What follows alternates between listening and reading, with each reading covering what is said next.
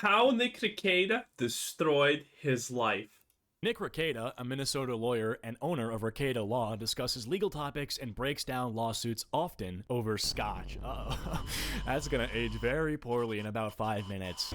That's not even a good thing to write, by the way. If your whole shtick is being constantly drunk while doing something, yeah, that's probably gonna lead to a lot of problems in life.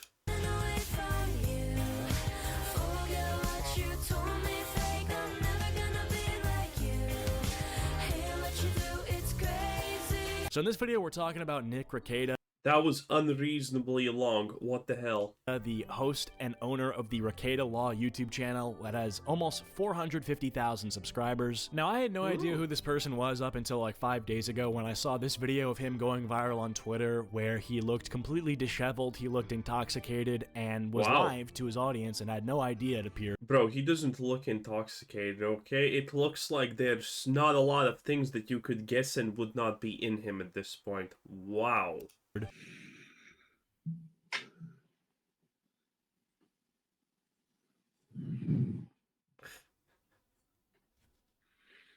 Oh yeah.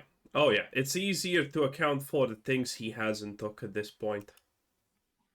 Okay.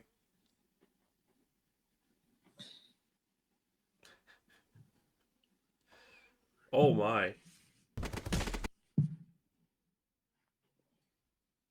Why is my camera still on? Dude, why does he sound like Joe Biden at the end there? Why is my camera on? He literally sounds like Joseph Robinette Biden, our president. I don't know. I think Biden's getting the good cocktail, if you ask me. I think whatever anyone else is using is not even nearly close to the godhood levels that they pump in this old fart.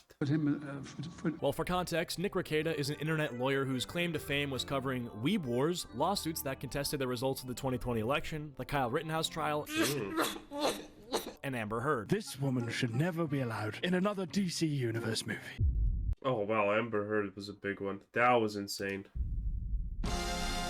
The Weeb Wars kicked off in 2019 after the premiere of the Dragon Ball Z Broly movie, where the English voice actor of Broly, Vic Mignogna, was faced with a multitude of accusations which got him immediately blacklisted from the entire voice acting industry. Oh yeah, I remember this one. Was this his claim to fame? Wow. These accusations were perpetuated by others in the voice acting industry, such as Ron Toy, Monica Rial, and Sean Schemmel, the voice actor of Goku. Covering this case is what... Yeah, and we all know now at this point that everything was a lie. They literally accused him of doing improper things in times and dates where he was not even in the country. Or in the state, or whatever. You know, effectively bull. Give Nick Rekieta his big break, his blow up. What I'm going to propose is a potential legal strategy that is heavy on litigation. This means you're going to go in and you're going to take people to court. And you're going to make them prove the things that they said, or you're going to make them pay you money. Nick was so influential in Vic Mignogna's case that in 2021, the voice actor agreed to be interviewed on stream, and later Nick would help him out in his legal cases. I know it's hard. I didn't follow it this far, but didn't this end up as a, you know, disaster? Hard to believe who doesn't know who Nick Rekieta is, but when he sent me an email 2.5 years ago, I had no idea who he was, and I was getting a lot of messages of support and kindness. But I want to thank all of the fans out there who have been so incredibly kind and encouraging and supportive. I would dare say that, you know, that your support and your encouragement and God's grace, I would say, are the things that kind of kept. Now, to be fair, if you look at this guy... Wait, I'm a little bit in front. If you look at him, you can easily tell that this is one of those guys that definitely can just go up to a woman and say, hey, how those lips move? I want to see. And then everything happens, and then a woman just regrets what happened. This is definitely the type of build.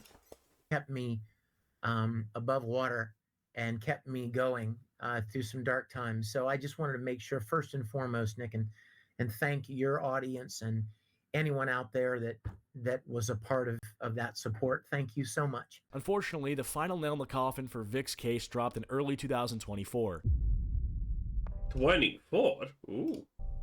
2020 was when politics became pop culture. With lockdowns and deadly riots nationwide, many were spending more time online, which Good times. in turn put the careers of YouTubers in overdrive. I mean, this is just facts. Look back at Dream. Why did that guy get so famous at that time? What? Because man's Misclicked. speedrunning block game was revolutionary for this time, okay? Nobody had anything interesting going on, so this became, like, the coolest thing ever. But anyway, True. this, alongside skepticism regarding the 2020 election, set the stage for many YouTubers who covered every minor update in these election cases. During this period, Nick was associated with not only LawTube creators, but channels such as Nerdotic, Eric July, Yellow Flash, Anna That Star Wars Girl, and Camelot. In fact, Nick Rekieta would be a guest on Yellow Flash's Flashcast almost every week, even going as far to host it himself when Yellow Flash was sick. Well, hey, Wow. welcome to the show, everybody in the audience. Welcome to the panel. We've got That Umbrella Guy.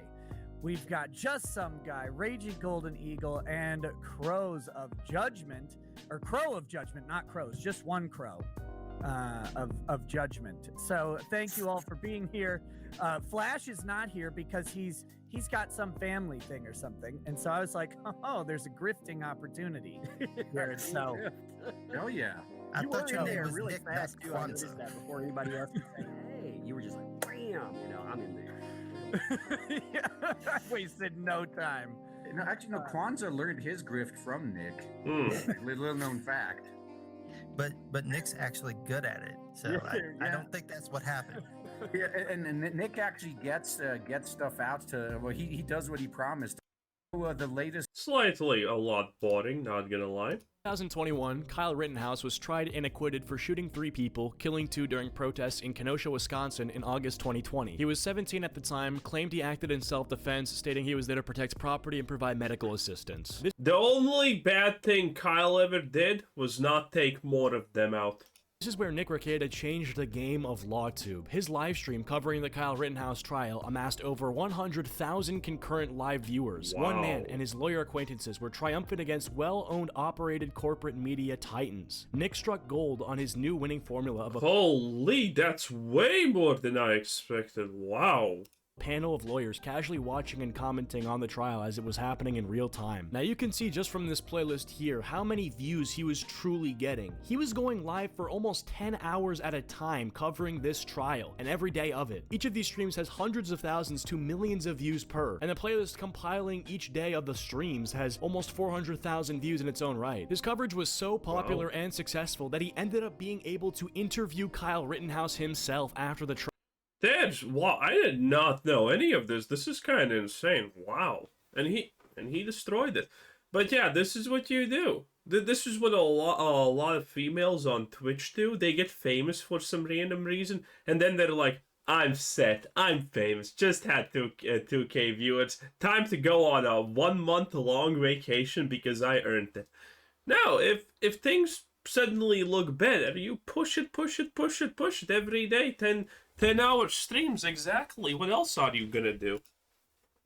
Trial. So welcome, man. It's kind of surreal talking to you. Obviously, you know, we're gonna get into all this, but like about a year and a couple months ago, you went through something that is it's one of the most harrowing things that anyone can go through, and it was and I'm talking about the trial that most people will never have to deal with, and that is where the entire world is calling you a murderer. And Well, not the entire world. I'm pretty sure a lot of people supported him being obviously not guilty, and that was the end predicament, not guilty. I thought it's not guilty because, listen, anyone dumb enough to say being hit in the face with a skateboard is not potentially lethal deserves to be euthanized because they have absolutely no experience in real life. Listen, if anyone wants to try that, I will not even give me a skateboard and I will not even hit you with full strength. I'll do, like, you know, less than half, and you're still gonna end up as a goddamn vegetable. and then you get to go and try and tell them that that's not true. Yeah. November 19th, 2021, I was acquitted on all charges. It was long. It was a long journey. It was a long trial. It was exhausting. It was stressful, and the fight's still not over. I'm actually being sued right now currently. This is a nearly 4-hour interview with the subject of one of the most controversial news stories of the past year. And his audience loved it. If you look at the comments section, what an amazing interview, Nick. A lot of us joined during the Rittenhouse coverage, so this kind of feels like a full circle moment. We've all been waiting so long for this sit down, and of course it didn't disappoint. I love that it was wicked laid back. Watching Kyle just laugh and joke around was so awesome. He deserves it. So thank you, Rackets. You're the only person I've really wanted to see interview him.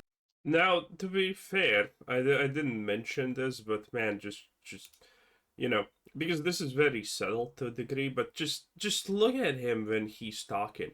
Like, no, he's trying his best, but this is 100% without question an absolutely traumatic experience in Rittenhouse's life, okay? He's trying to do the best he can, but he probably still wakes up at night crying, remembering all of this shit. Because, yeah, you can easily tell that he is extremely not comfortable about this and would rather, if, not talk about this if he had the choice.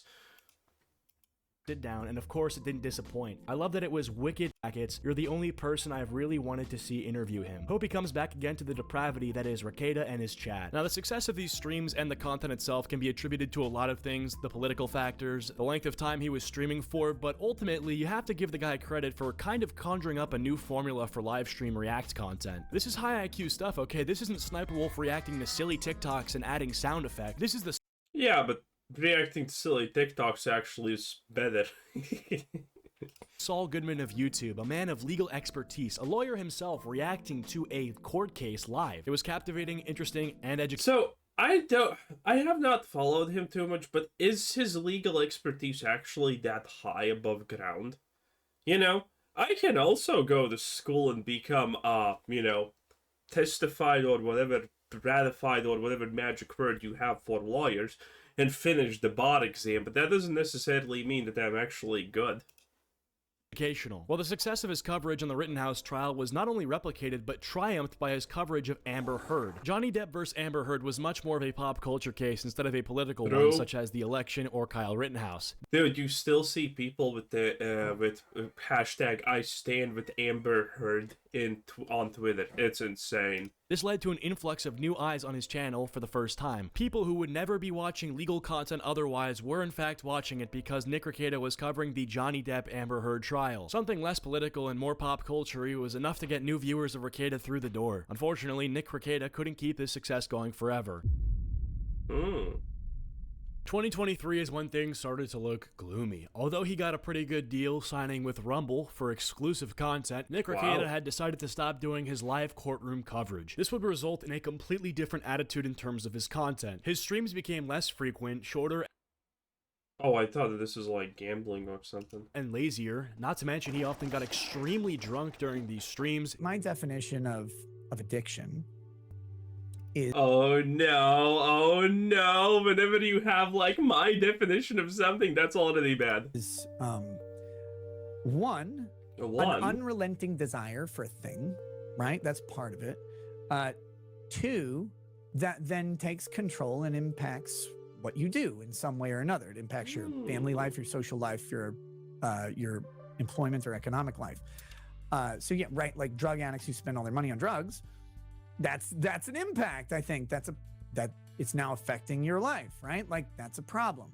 I don't. Okay, so finally the classic but always necessary point of, but don't worry guys, I'm not like that.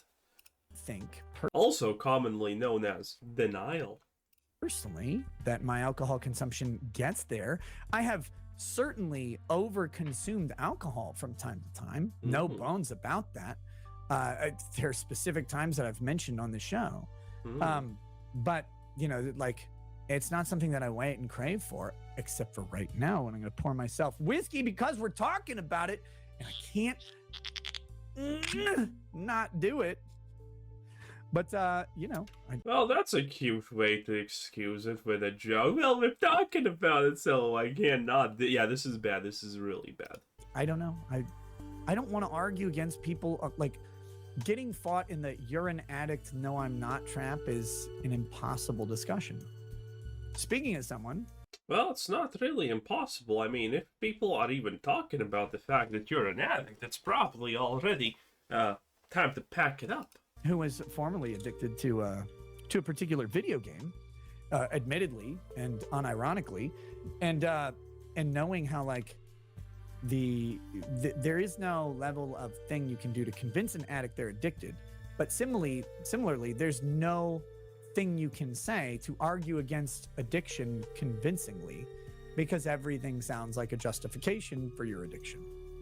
So people will make their own determinations, and I'll just be here drinking whiskey. You can see the difference on his face between streams from 2022 to now. Even his acquaintances who he would stream with consistently would abandon him like he was an anchor on their ship. Now, as I mentioned earlier, and the reason that I'm even making this video discussing the history of Nick Rekieta and how he's fallen off is because of a video I saw on Twitter of him looking absolutely disheveled. Well, in this video, he was drunk out of his mind, completely shit-faced, alone in his room, live to his audience, and I don't believe he even knew that he was live. Well, it's pretty obvious that the dude likes to drink. It's in his channel about me. It's literally like, oh yeah, we're gonna have some scotch while we look at this case. So hey. Obviously, he's a frequent attendee on the booze cruise, which I can't blame him for, you know, fair enough. If he wants to drink, let the man drink. But his enjoyment of drinking has... I mean, I can blame him. No problems at all. But, you know, I don't feel comfortable excusing people becoming addicts and whatnot. Oh, if he wants to ruin his life, just let him. Now, if we're doing that, I want the ability, the legal right to just, you know, murder people in that case. Like, if they're gonna ruin their lives, I mean, I might as well be given the law-abiding lawfulness of hunting them for game or something, because that sounds like a better use of time. Has completely consumed his life, and he is without a doubt an alcoholic. You know, he's got like a painting of different drinks in his background, and you can see the transformation in his face. He looks malnourished, unhealthy, just generally pale and sunken eyes. That's classic. Unwell. It's not a good choice. It's not a bad choice. It is a choice that is neutral. The goodness and the badness is always in your context. If you are not someone who should be drinking, do not drink. So how long has he done this justification of things? Because this seems like really bad and long. If you're able to drink, enjoy it. If you're able to drink now and not able to drink later, then stop. If you need to take a break, take a break. That's on you. That's on you. Your life is in control. This substance does not control you. Does not control you. Does not control you. Yeah, seems about right. All white men are gay. This dude looks like he was in The Walking Dead for a season. You shouldn't have this significant of a nourishment deficit, I should say.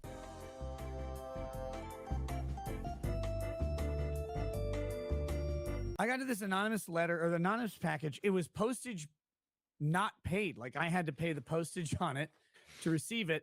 And the post office like, well, where was it sent from? And it had my address as the return address with me as the sendee, which is not true. And in it had this burned piece of paper, which I feel like I'm going to get serial rape here. It says the stars are aligned. A new host is chosen. His hand is shaking a little bit too much. Hail unto thee. Is he like at this point struggling not to drink? Nick Chan Rekieta. And then with that came this. And this was so weird because this came before the mention of Sonic in the trademark dispute that we were talking about last night. A Sonichu medallion. Oh boy. Has been passed to me. I don't know where this came from. I don't know what it means other than... I would be more worried what the hell that Sonic 2 medallion was in properly before. Oof. What it means, but that is... Listen, we're talking about someone who had a Sonic 2 medallion and didn't want to pay for fucking mail.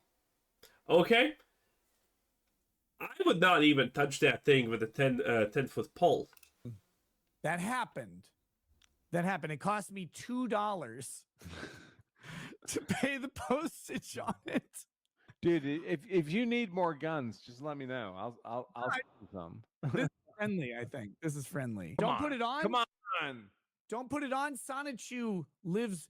He lives in you. Well, that brings us to present day 2024. Nick Rekieta has been arrested. I'm not joking. We got a tweet here reading. Yeah, now the good stuff starts, huh? Rekieta was arrested after a mandatory reporter had concerns regarding child neglect. Mandatory reporters in Minnesota are people in law enforcement, health services, education, and members of the clergy. And we got another tweet here saying Nick Rekieta is charged with 25 grams of cocaine or meth, possession of ammo or firearm. Why not both, honestly? Child endangerment. He is currently representing himself. Well, this will be... Oh boy. The biggest case of his career. The last two are gross misdemeanors. The drug possession carries a max of 25 years in prison. He is innocent until proven guilty. He looks bad and it's sad too. I hope everything gets sorted. This is fucking insane. Okay, this is insane. This guy had like a good career on YouTube. He's probably like a millionaire, multi-millionaire. I think he has 5 kids and a wife. And this is how he's going down? Oh my. Now, the thing about Nick Rekieta that I found when actually looking into this, when all of this dropped, was a bunch of Reddit posts. Now, obviously, you can't really trust Reddit posts, but Reddit posts that would talk about these things, I don't really know about it. Are they lies? So, is Nick Rekieta just a trust fund baby in the first place? Because that's Reddit told me that yes. Now again, it's Reddit, so how much can you even trust it? I honestly don't know. But, trust fund baby that needs to go to church every Sunday or his parents are not gonna pay for stuff and things like that. I wonder if that's true, because there was a lot of insane stuff. God. I hear a lot of the time people using the word canceled when referring to e-celebrities and YouTubers who crash out, they ruin their career doing something stupid like a scam, NFT rug pull, some bullshit, right? But this guy Nick Rekieta is not canceled. He didn't cancel himself, dude. He's facing potentially 25 years in jail. And he has a wife and 5 kids, bro. This guy didn't just get canceled. He ruined his life. Like, legitimately, like, that's just sad. And I don't want to make light on addiction, if you have a problem with that sort of stuff, I would say get help. But it no longer becomes a personal struggle that you are dealing with when you have a family and a wife. I think at that point you owe it to not just yourself but everybody in your life that you need to stay sober. Like at that point it is going to traumatize your children. It's going to make them have an unsafe environment growing up. And this is the sort of thing where it's not just a moral thing like, oh, do it for the kids. Like yeah, do it for the kids because you're a good person, but also do it for the kids so you don't go to jail. Okay, like having children. Yeah, doing it for the kids sounds like a decent choice. Endangering them just makes your sentence even longer. So even if you're trying to be selfish, this is still the way you have to do it. So be selfless and think about your kids for selfish reasons, even if that's what it's going to take. Count 1 is second-degree possession, 25 grams or more of cocaine or methamphetamine. This is in violation of Minnesota Statute 152.022, subdivision 2, prin A, prin 1. The maximum sentence for that count is 25 years in prison and or a $500,000 fine. Count 2 is possession of ammunition or any firearm with the user of controlled substances. This is a gross misdemeanor, so the maximum sentence is 364 days in the Candioi County Jail and or a $3,000 fine. Count 3, endangerment of a child when present with a sale or possession of a controlled substance. Again, a gross misdemeanor. So it looks like as I'm recording this earlier today, he actually is out of jail with conditions. Now you can see on this document, there's a box that says conditional release, and there's some checked boxes here. Some of the checked boxes include defendant shall be released on his or her personal recognitions. I have no idea what that means. And shall not possess or consume. Same. No idea what this means. Alcoholic beverages or any mood-altering drugs not prescribed by a physician, and shall This is pretty classic. I'll submit to random drug testing by any means at the defendant's expense at the request of law enforcement or probation. Failure or refusal to test is a violation of this order. Uh-oh, it's only 2 terms in and we got a problem, bro. He's an alcoholic. You're telling me the dude with a painting, a beautiful oil painting of all different sorts of whiskey in his background, and the dude whose channel about says we like to do things with scotch. You think he's gonna be able to not drink while he's like on probation or whatever? Dude, it's not gonna happen. He's going to drink. Defendant shall not leave the state of Minnesota without prior court approval. Defendant shall have no use. Classic. Possession of firearms, dangerous weapons, ammunition, or explosives, and may not reside where present. Okay, so that makes a lot of sense. Obviously, you don't want this guy near firearms. I mean, does that even need an explanation at all? Yeah, but anyway, I was shocked to see the 25 grams of cocaine or meth. I mean, look, obviously people know. Okay, listen. Cocaine is the one thing that shows us in the world that inflation is bullshit and should not exist, because that price has been staying the same literally forever almost. 100 USD a gram, okay? So he had, you know, effectively 2.5k on him just in that. That's a lot. That streamers use stimulants in order to be able to maintain their energy throughout like 9-hour streams. But geez, dude, like, bro, 25 grams? Hello? Is this dude like in bed with the cartel or something? Is this guy border hopping? Like, what's going on? I feel like maybe just get like an Adderall prescription. Like, if you're doing 9-hour streams, like, just do that. You know what I mean? Like, listen, I don't think he did that because he was out of energy. I think he just did that because he likes that sort of stuff. Isn't that what Destiny does? I think he takes like Vyvanse or something, but bro, it's a common thing for streamers to do, and I'm not saying it's okay, but like, bro, this is very not okay. Like, if we're measuring the okayness of 25 grams of meth or cocaine versus maybe a bottle of Adderall, like, it's a no-brainer. But yeah, from what I've seen from the guy, he's obviously struggling very significantly in life, and I don't know, I mean, like, I don't want to call him a good person or a bad person and provide some like moral judgment on him, but I think what I can say pretty confidently is it would be a good thing for him to get better, for himself, for his life, for his kids, you know, pretty simple conclusion. It's not that simple when you're addicted, though. That's for sure. If it was that simple, people would not be addicted. Anyway, kind of sad. He had a good life, he had a good thing going on, and, well, you know, this happened. Thankfully, wasn't a big fan, did not know too much about him. Man, I did not know he popped off that hard, though. That's insane. Well, in any case, this was Cruiser Citizen. That was Cheeto. Thanks for watching. Bye-bye.